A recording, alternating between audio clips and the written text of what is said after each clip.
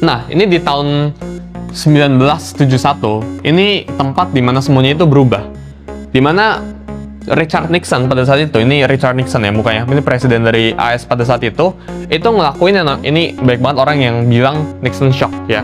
Ini ngelakuin yang namanya itu DPEC ya.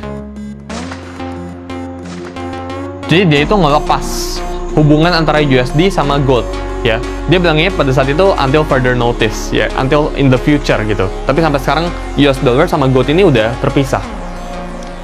Makanya kalau kalian cek sejak tahun 1970 semuanya itu udah nggak normal. Chart-nya itu semua lu cek birth rates ya, lu cek GDP dari negara-negara, lu cek semuanya. Ini udah naik extremely.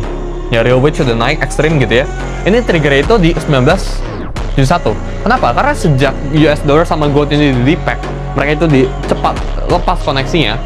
Dulu itu misal kalau orang pengen ngeprint $100 ya worth of US dollars, ini harus di backing sama emas. Mereka itu harus ada emasnya dulu. Tapi gara-gara sejak tahun 1971 oleh Richard Nixon, ya orang bilangnya Nixon shock pada saat itu, ini udah nggak perlu. Jadi central banks itu udah bisa ngeprint $100 suka-suka mereka, gitu ya. Dan chartnya itu gila-gilaan ya. Semuanya itu went off the roof, inflation itu gilanya itu sejak tahun 1971-an ke atas, ya.